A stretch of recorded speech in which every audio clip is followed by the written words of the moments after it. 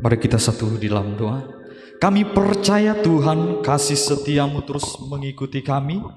Sampai hari ini bukti cinta kasih Tuhan terus kami rasakan, dan pada saat tiba saatnya Tuhan, kami akan siap mendengarkan firman Tuhan. Kami siapkan hati kami yang paling baik untuk ditaburi oleh kebenaran firman-Mu. Hanya di dalam nama Tuhan Yesus Kristus. Haleluya. Amin. Puji Tuhan, silakan duduk teman-teman.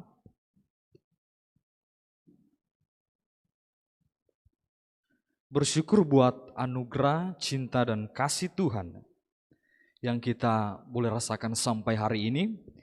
Tidak terasa kita sudah menginjak di bulan Maret. Tidak lama kita akan menuju ke bulan April. Tidak terasa. Ya begitulah, hari demi hari telah kita lalui. Begitu sangat singkat. Kita tidak tahu apa yang akan terjadi di masa-masa yang akan datang. Tetapi dengan firman Tuhan, dengan kita belajar tentang firman Tuhan, kita mengetahui apa yang terjadi di luar sana. Alkitab sudah mencatat segala sesuatu yang terjadi.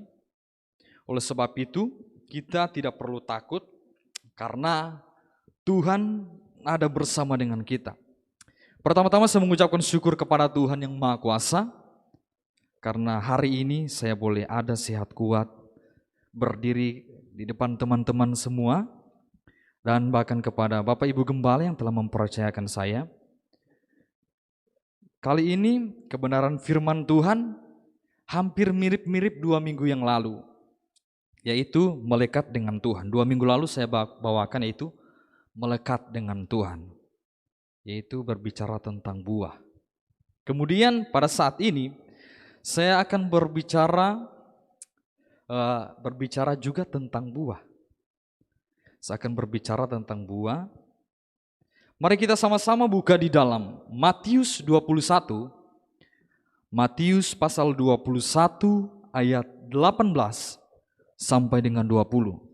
Sekali lagi, Matius pasal 21 ayat 18 sampai 20. Ayat ini, cerita ini saya sudah pernah bawakan di doa pemuda dan remaja waktu hari Rabu, pernah saya bawakan. Tetapi tidak apalah kita mengulang kembali kisah ini. Matius 21 ayat 18 sampai dengan 20 saya akan baca di dalam nama Tuhan Yesus Kristus. Yesus mengutuk pohon ara. Pada pagi-pagi hari dalam perjalanannya kembali ke kota, Yesus merasa lapar. Dekat jalan ia melihat pohon ara lalu pergi ke situ. Tetapi ia tidak mendapat apa-apa pada pohon itu selain daun-daun saja. Katanya kepada pohon itu, "Engkau tidak akan berbuah lagi selama-lamanya." Dan seketika itu juga keringlah pohon ara itu. Melihat kejadian itu tercenganglah murid-muridnya, lalu berkata, Bagaimana mungkin pohon ara itu sekonyong-konyong menjadi kering? Ya, puji Tuhan. Kita akan belajar bersama-sama tentang kisah ini. Ini adalah kisah yang menarik. Kalau kita perhatikan kisah ini, ada sesuatu yang membuat kita seakan-akan Tuhan ini salah. Tuhan ini kok seperti ini. Nah, buah pohon ara ini adalah pohon yang terkenal di Israel waktu itu. Dan buah ara kalau di Indonesia itu namanya tin, buah tin.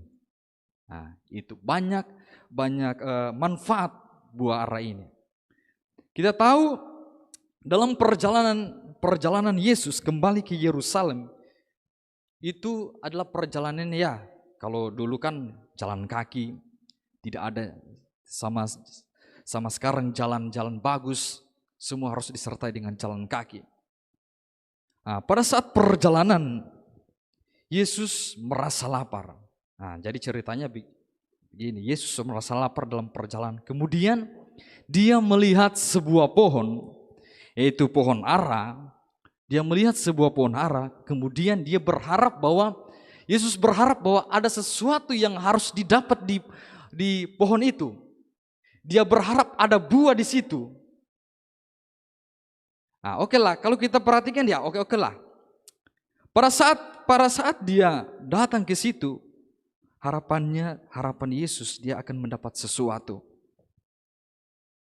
Tetapi pada saat dia datang ke situ, ternyata tidak ada yang bisa didapat, tidak ada yang bisa dinikmati pada saat itu. Kalau kita mendengar dari sini, batas dari sini ya oke lah, tidak ada. Karena tidak berbuah. Bahwa memang pada waktu itu bukan musim buah ara. Memang di sini sangat berbalik.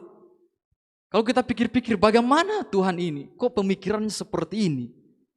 Pada saat Tuhan mencari buah ara, bukan waktu di musim buah ara. Ini menunjukkan bahwa kita harus memang belajar baik-baik bahwa Tuhan punya kuasa. Ada hal yang harus kita perhatikan, ada beberapa hal yang harus kita perhatikan dari kisah ini. Di ayat yang ke-19 saya akan baca, dekat jalan ia melihat pohon ara lalu pergi ke situ. Nah, Yesus melihat pohon ara lalu datang.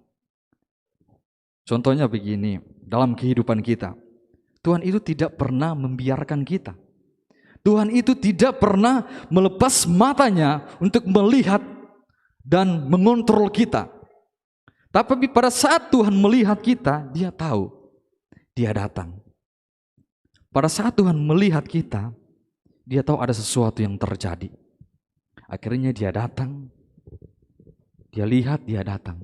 Ini menunjukkan bahwa Yesus melihat orang yang sedang melakukan sesuatu kemudian dia datang. Menunjukkan bahwa ada kehadiran Tuhan. Ada kehadiran Tuhan dalam situasi itu. Kemudian saya akan lanjut di ayat di berikutnya.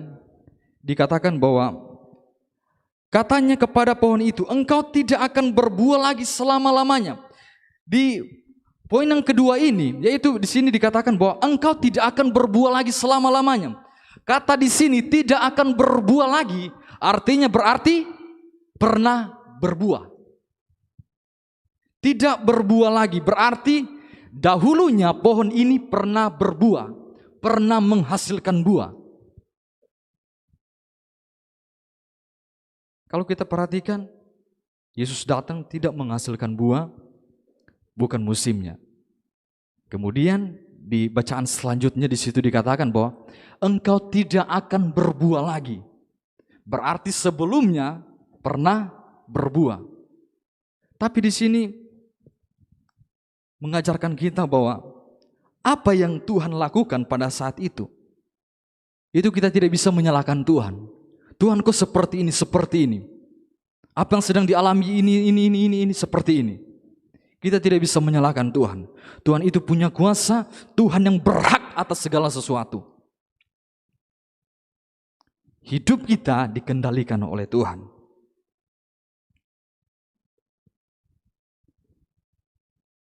Di sini kita perlu belajar bahwa kita perlu menghasilkan buah setiap hari. Di sini dikatakan bahwa memang bukan musim buah ara. Artinya begini. Dalam kehidupan kita dituntut Tuhan, kita diharuskan Tuhan untuk terus menghasilkan buah, bukan pada saat-saat tertentu. Bukan pada saat-saat tertentu, tetapi kita di sini dituntut Tuhan untuk terus menghasilkan buah. Kita terus menghasilkan buah. Jangan pada saat-saat musim tertentu, tetapi marilah kita terus menghasilkan buah selalu. Untuk agar apa? Supaya terus dinikmati orang. Kalau kita cuma menghasilkan contohnya kalau buah mangga, pada musim buah mangga, hanya pada saat musim buah mangga itu baru dicari. Tetapi yang di sini dituntut setiap hari. Kita harus bisa menghasilkan buah setiap hari. Apakah sulit? Ya sulit. Tetapi itu Tuhan yang menyatakan bahwa kita harus menghasilkan buah setiap hari. Bagaimana cara menghasilkan buah setiap hari? Kalau 2 minggu lalu saya berkata bahwa orang yang menghasilkan buah, dia itu harus melekat dengan Tuhan. Seperti pokok anggur kan, kalau dia terlepas tidak akan menghasilkan buah. Tidak bisa menghasilkan buah. Pada saat terlepas dia pasti layu, lama-kelamaan akan mati. Dan ketika mati tidak ada gunanya selain dikumpulkan orang lalu dibakar.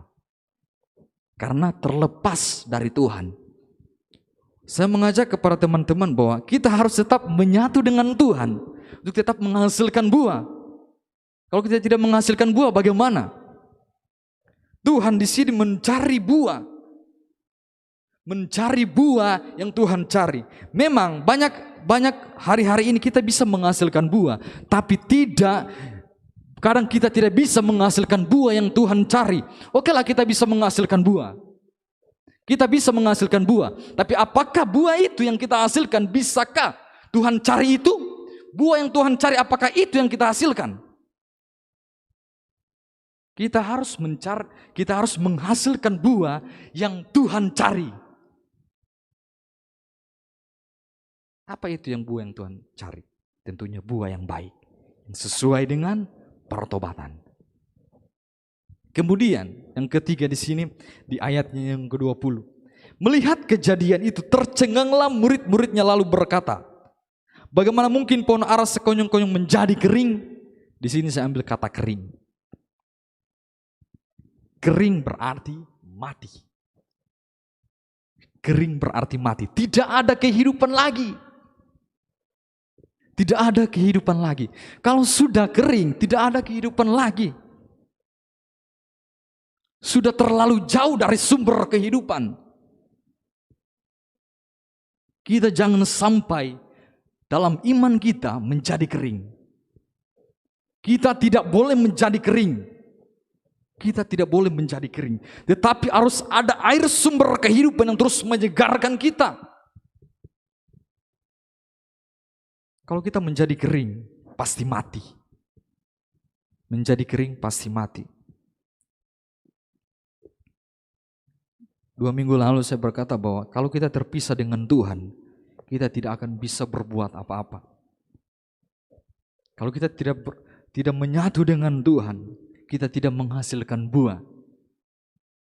Okelah kita menghasilkan buah, tapi buahnya tidak baik, tidak dapat dinikmati orang. Yang kita cari di sini adalah kita bisa menghasilkan buah, kemudian buah itu bisa dinikmati orang. Percuma kita bisa menghasilkan buah tapi tidak bisa dinikmati. Untuk apa? Hanya sekedar berbuah saja? Tidak. Tetapi di sini kita harus berbuah, menghasilkan buah yang baik. Jangan sampai kita menjadi kering, layu. Kalau layu ya masih ada kehidupan. Ketika disiram masih hidup. Tapi kalau udah kering, disiram nggak bisa, mati. Karena sudah nggak ada kehidupan lagi. Oleh sebab itu saya mau katakan bahwa ketika Tuhan melakukan ini, ada hal yang harus kita pelajari. Bahwa Tuhan punya kuasa. Kalau kita membaca ini, kok Tuhan seperti ini? Dia mengutuk pohon ara, memang bukan musimnya. Bagaimana mungkin? Kadang kalau kita membaca ini sering-sering juga saya berpikir, kok Tuhan seperti ini ya? Dia mencari buah ara, tetapi bukan musimnya. Ini adalah hal yang luar biasa, membuktikan bahwa memang Tuhan berhak melakukan segala sesuatu. Dia punya kuasa yang mengubahkan segala sesuatu. Bagi orang waktu itu, wah, mustahil. Sehingga di ayat-ayat berikutnya, di situ murid-muridnya melihat pohon itu. Guru, pohon yang kau kutuk itu sudah menjadi kering. Sudah menjadi kering. Di ayat yang 20. Melihat kejadian itu, tercenganglah murid-muridnya lalu berkata, bagaimana mungkin pohon ara sekonyong-konyong menjadi kering? Bagaimana mungkin? Mustahil. Bagaimana mungkin? Kalau Tuhan yang kerjakan, tidak ada yang mustahil. Pasti terjadi. Seringkali kita merasa sudah tertutup jalan, tetapi kalau Tuhan yang buka jalan, Tuhan yang katakan. Mungkin bagi sebagian orang di dunia ini mengatakan, sudah tidak mungkin, tidak mungkin. Tetapi kalau Tuhan yang berkata, hati-hati. Kalau Tuhan yang berkata, hati-hati. Dalam dosa kita, mungkin dalam kebaikan kita, dalam iman kita, kita harus berusaha seperti cerita ini, menghasilkan buah setiap hari, menghasilkan buah setiap hari, hasilkan buah, hasilkan buah, hasilkan buah setiap hari. Hasilkan buah setiap hari. Bagaimana kita terus menghasilkan buah setiap hari? Isi dengan firman Tuhan. Isi firman Tuhan dalam hati kita, supaya terus diisi, diserami oleh Tuhan, agar kita bisa menghasilkan buah.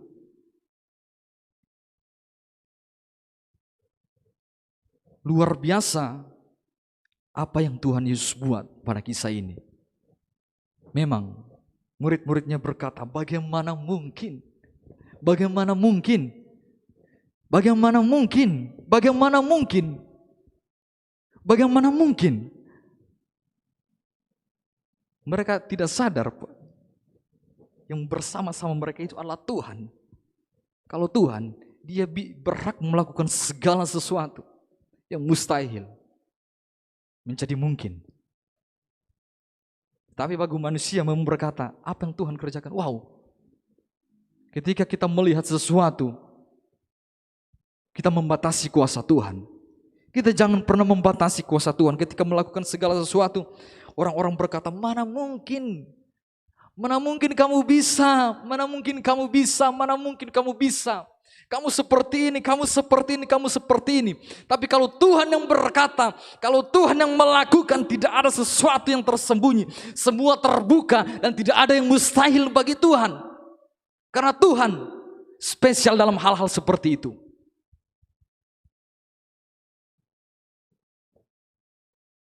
Oleh sebab itu, marilah kita terus bersama dengan Tuhan, mengikut Tuhan, belajar bersama dengan Tuhan.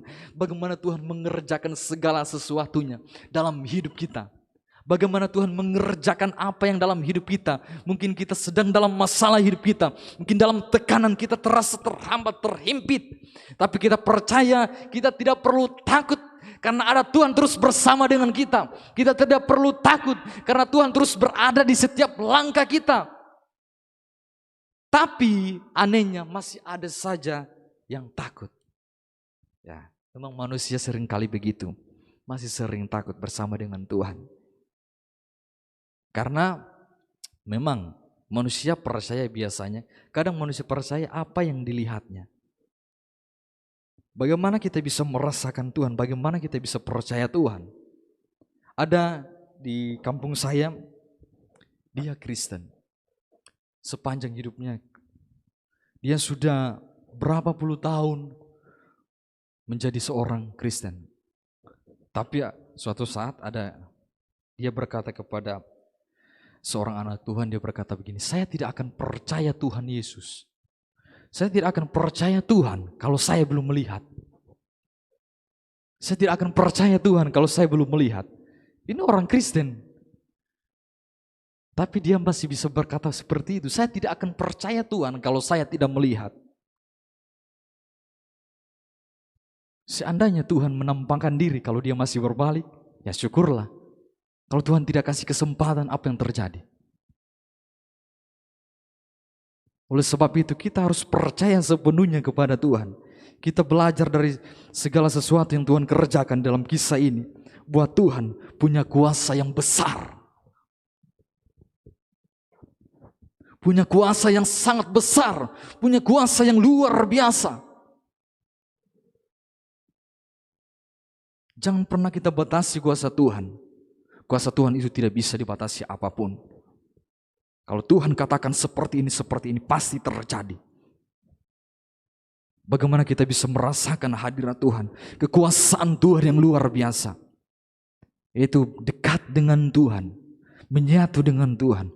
Untuk kita melihat hal-hal yang luar biasa bersama dengan Tuhan.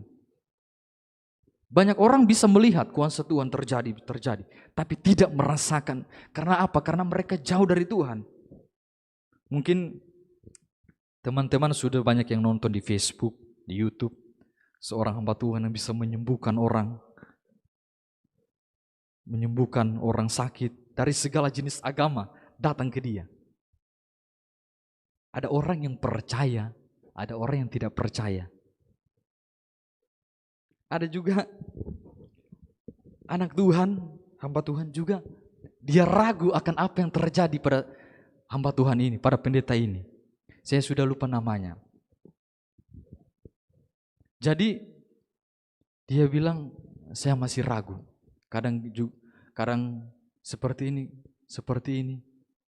Kadang tidak yakin dengan kuasa Tuhan. Tetapi orang yang di luar sana yang bukan agama, yang tidak percaya Yesus, mereka yakin kalau mereka bisa disembuhkan. Bagaimana kita dengan kita? Kita yang sudah belajar tentang Tuhan, tapi kita ragukan kuasa Tuhan yang terjadi. Ada seorang pendeta seperti itu berkata, saya belum percaya, saya merasa seperti, kayaknya tidak betul. Masa dia bisa menyembuhkan orang banyak cuman dipukul, sembuh, ini bisa jalan. Itulah kuasa Tuhan. Itulah hebatnya Tuhan kita. Bagi orang itu, wow kok seperti ini, kok gak mungkin lah. Tetapi Tuhan kita hebatnya, dia bisa melakukan itu.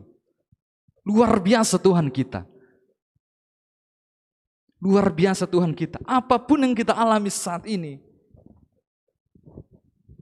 jangan pernah takut karena Tuhan bersama dengan kita. Murid-murid Tuhan melihat hal yang luar biasa, yang tidak mungkin dilakukan oleh manusia. Hanya Tuhan yang bisa melakukan hal itu. Mereka bisa melihat. Kalau murid-murid Tuhan bisa melihat, kita harus juga bisa melihat apa yang Tuhan kerjakan dalam hidup kita. Jangan sampai kita tertinggal dengan apa yang Tuhan sudah kerjakan. Jangan sampai tidak ada sesuatu yang Tuhan kerjakan dalam hidup kita. Tetapi biarlah kita hadirkan Tuhan, supaya Tuhan terus mengerjakan sesuatu dalam hidup kita, menjadi bejana yang baik. Mungkin kita diremukan dalam hidup kita, tetapi kita tetap bertahan, karena Tuhan terus berada bersama dengan kita. Tidak mungkin membiarkan kita, tidak mungkin. Tuhan tidak pernah membiarkan kita. Cuman kadang kita yang seakan-akan merasa Tuhan membiarkan kita. Tuhan sudah meninggalkan saya, Tuhan sudah melakukan ini, sudah jauh dari saya. Tapi ternyata padahal kita lah yang tidak menyadari kebaikan Tuhan. Kasih Tuhan itu terus Tuhan nyatakan. Tapi cuman kita kadang yang sering merasa bahwa orang di luar sana yang tidak percaya Tuhan, sama alami yang saya percaya kepada Tuhan, saya alami juga sama apa yang mereka alami. Sama. Bahkan mereka lebih baik lagi. Mereka bisa seperti ini, bisa seperti ini. Tetapi kita ini yang percaya kepada Tuhan, kita sudah sekian lama melakukan hal-hal bersama dengan Tuhan. Kita sudah siang hari, siang malam kita terus berdoa kepada Tuhan. Tetapi kok Tuhan tidak pernah menyatakan kuasa-Nya. Saya mau katakan bahwa waktu Tuhan adalah waktu yang terbaik untuk mengerjakan segala sesuatu dalam hidup kita. Oleh sebab itu kita harus tetap terus bersabar menantikan kuasa Tuhan. Jangan pernah berhenti-henti untuk terus berdoa kepada Tuhan. Walaupun kita sering jemu untuk berdoa. Kita sering merasa, Tuhan kenapa saya harus alami seperti ini. Saya sudah sekian tahun terus berdoa kepada Tuhan, berharap kepada Tuhan. Tapi Tuhan tidak pernah menjawab doa saya. Tuhan tidak pernah melakukan hal-hal yang luar biasa kepada saya. Tapi saya mau katakan bahwa tetap terus berharap kepada Tuhan. Sampai Tuhan terus nyatakan kuasa-Nya. Kalau Tuhan terus nyatakan kuasa-Nya bagi kita, baru kita sadar. Oh seperti ini. Baru kita sadar. Oh seperti ini. Walaupun kita tidak merasakan sesuatu yang dari Tuhan, jangan pernah untuk jemu-jemu. Jangan pernah bosan. Jangan pernah bosan dengan Tuhan. Jangan pernah ragukan kuasa Tuhan. Jangan pernah ragukan kuasa Tuhan.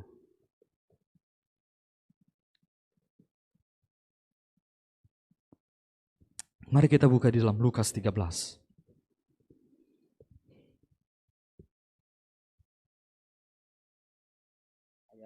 Ayatnya yang ke-6 sampai dengan 9. Ini tentang pohon ara. Saya akan baca Lukas 13 ayat yang ke-6 sampai dengan 9. Perumpamaan tentang pohon ara yang tidak berbuah. Perhatikan teman-teman. Lalu Yesus mengatakan perumpamaan ini. Seorang mempunyai pohon ara yang tumbuh di kebun anggurnya Dan ia datang untuk mencari buah pada pohon itu, tetapi ia tidak menemukannya. Lalu ia berkata kepada pengurus kebun anggur itu, sudah 3 tahun aku datang mencari buah pada pohon ara ini dan aku tidak menemukannya.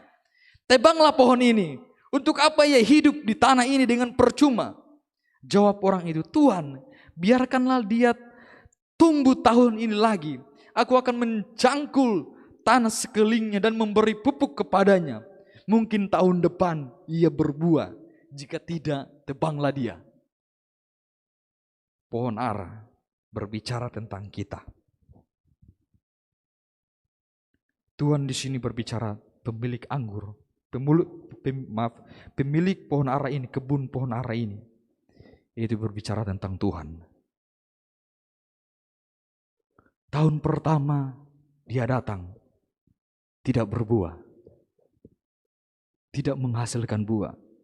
Tahun kedua dia datang, tidak menghasilkan buah lagi. Tahun ketiga datang sama lagi, tidak menghasilkan buah.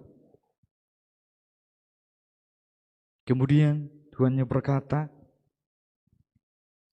sudah 3 tahun aku datang mencari buah pada pohon ara ini dan aku tidak menemukannya. Tebanglah pohon ini.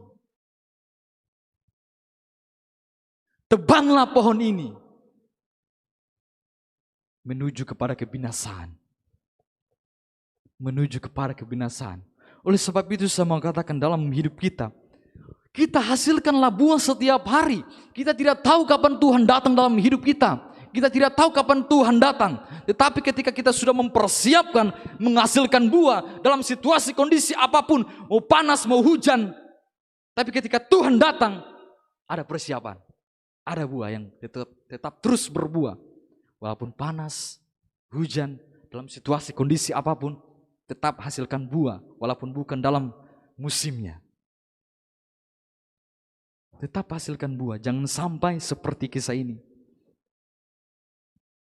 Sampai kepada pemelihara kebun itu dibilang, Tuhan, sekali lagi tahun depan mungkin berbuah.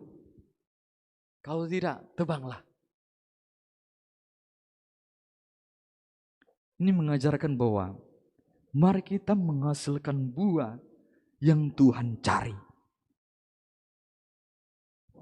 Sudah diberi kesempatan tapi tidak menghasilkan buah. Kita hasilkan buah yang Tuhan memang benar-benar cari. Jangan kita menghasilkan buah, kemudian buah yang Tuhan tidak cari, percuma. Harus buah yang Tuhan cari. Jangan jadi orang seperti itu yang tidak menghasilkan buah setiap hari. Tapi marilah kita terus menghasilkan buah setiap hari. Dalam situasi kondisi apapun, kita tetap berusaha menghasilkan buah setiap hari. Walaupun itu terasa sulit, terasa berat, terasa mustahil untuk kita lakukan. Tetapi ketika bersama dengan Tuhan, berjalan bersama dengan Tuhan, tidak ada yang mustahil bagi Tuhan. Kita tetap terus andalkan kuasa Tuhan. Karena kuasa Tuhan itu tidak terbatas. Tidak bisa dibatasi oleh apapun. Situasi, kondisi apapun, ruang dan waktu. Yang namanya Tuhan, Dia berkuasa. Dia punya kuasa yang luar biasa, yang tidak ditandingi oleh siapapun di dunia ini. Kita jangan takut karena Tuhan kita adalah Tuhan yang hebat. Tuhan yang luar biasa, yang punya segala sesuatu, yang bisa melakukan hal apa saja. Dalam kehidupan kita, mari kita tetap terus menghasilkan buah. Hasilkanlah buah yang sesuai dengan pertobatan, buah yang Tuhan cari. Agar hidup kita ketika Tuhan datang, kita bisa menghasilkan buah, kita bisa berkata, Tuhan, inilah aku menghasilkan buah seperti ini yang Tuhan mau. Kalau kita tidak bisa menghasilkan buah yang Tuhan mau, mintalah sama Tuhan. Tuhan, saya sudah berusaha tapi saya belum bisa menghasilkan buah yang Tuhan yang Engkau cari. Tapi saya mau berusaha bagaimanapun juga untuk bisa menghasilkan buah yang Tuhan cari. Buah yang baik.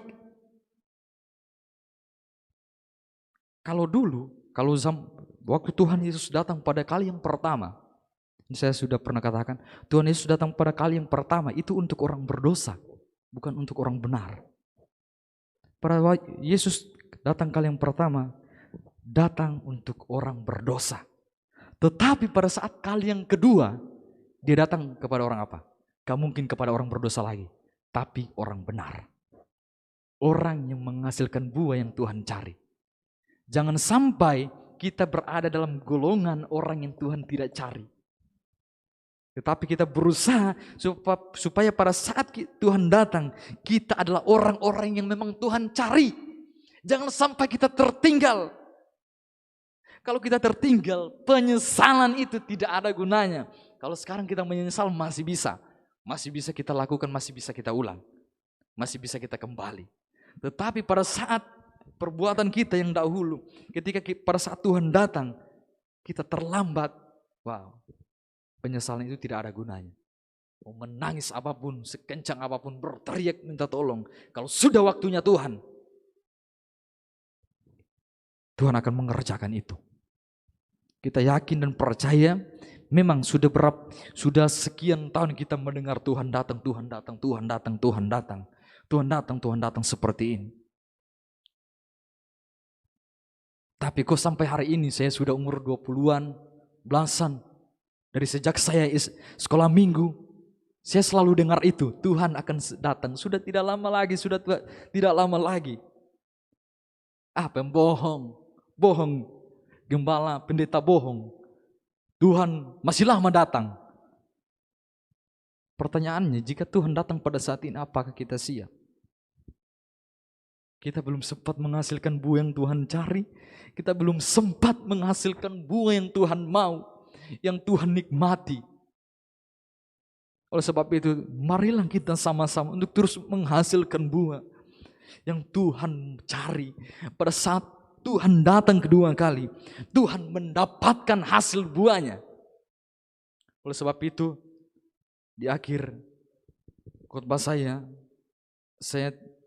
berkata bahwa jangan pernah jemu-jemu, jangan pernah malas untuk terus menghasilkan buah. Dalam kondisi apapun, walaupun seorang lain, teman-teman kita, menjelekan kita, tidak menghargai kita, tapi kita tetap terus menghasilkan buah. Jangan sampai ejekan orang, buah kita menjadi busuk, buah kita tidak bisa dinikmati orang. Tetapi walaupun apa yang kita alami saat ini, kondisi apapun, orang katakan seperti ini, lakukan seperti ini, kita tetap terus menghasilkan buah yang baik. Sampai mereka sadar. Kalau mereka sadar, mereka akan juga menghasilkan buah yang baik. Demikianlah kebenaran firman Tuhan. Saya mengundang pemain musik. Kita angkat pujian yang berkata, inilah rinduku. Mari kita terus merindukan kebaikan Tuhan. Apa yang Tuhan buat itu sungguh luar biasa. Kuasa Tuhan itu tidak terbatas. Jangan pernah ragu dengan kuasa Tuhan. Kita sebagai orang yang sudah mendengar tentang Tuhan, tentang Yesus, apa yang sudah Tuhan kerjakan, itu sudah membuktikan, itu sudah menyadarkan, sudah cukup menyadarkan kita sebenarnya. Tetapi kita seringkali meragukan kuasa Tuhan, karena seringkali keegoan kita.